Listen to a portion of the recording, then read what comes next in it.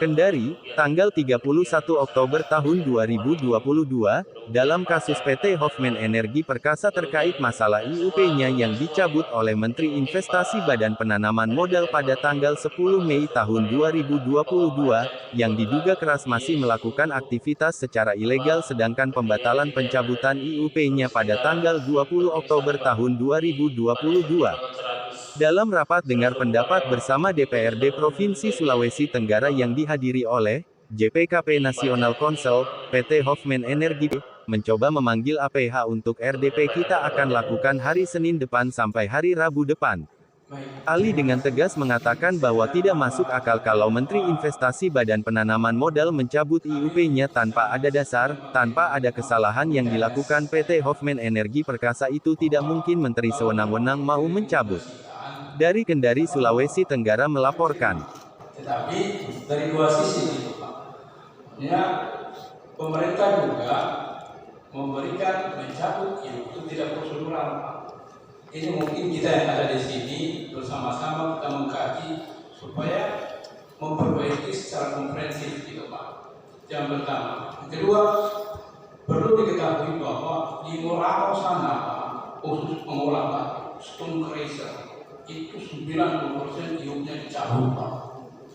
Ya, jadi kalau itu kemarin kami berhenti semua, itu mungkin pembangunan di Sulawesi Tenggara juga bukan batu, itu berhenti juga.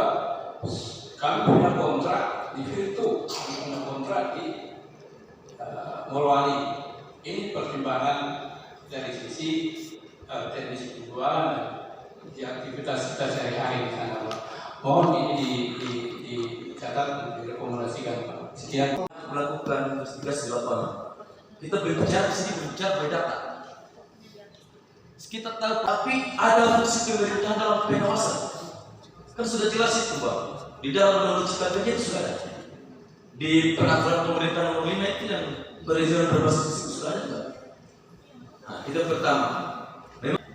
Nah, kembali lagi ke masalah pertambangan. Tadi dikatakan sama abang dari SD. Memang untuk pengawasan itu seharusnya kan kalau kita berbicara mengenai undang-undang PP nomor 5 tahun 2022, itu kan pengawasan dari surat edarannya Pak, dari Kementerian untuk Provinsi. Nah, kemudian Pak, memang kami juga mestinya kalau memang ini tadi seperti dikatakan sama abang bahwa kita lanjutkan ke tindak pidana, ini sudah jelas. Kita tidak berbicara lagi administrasi. Kita berbicara ke penegak hukum. Kita berbicara sebagai penegak hukum. Dengan rentang waktunya itu dari pencabutan hingga pembatalan pencabutan. Yang pertama, yang kedua, yang ketiga Bang, mengenai tadi abang dari Hoffman yang mengatakan saya juga apresiasi terkait mungkin ada pertimbangan tentang karyawan. Cuma kan semua namanya pengusaha itu sudah memikirkan langkah-langkah ke depannya terkait gaji karyawannya, terkait resiko karyawannya, itu sudah jelas. Karena sudah ada K3, pasti sudah ada K3-nya. Di situ kan sudah ada prosedur-prosedurnya. Nah, kenapa itu Menteri mencabut iup-nya? Tidak mungkin dicabut kalau tidak ada dasar. Tidak mungkin dicabut kalau tidak ada dasar. Saya ambil tadi masukan dari abang bahwa kesanggupan. Jelaskan dikasih tahu soal Menteri bahwa ada kesanggupan. Mungkin di pencabutan iup itu ada yang tidak disanggupi oleh perusahaan PT Hoffman, sehingga dari pihak Menteri mengatakan ulang menyanggupi enggak.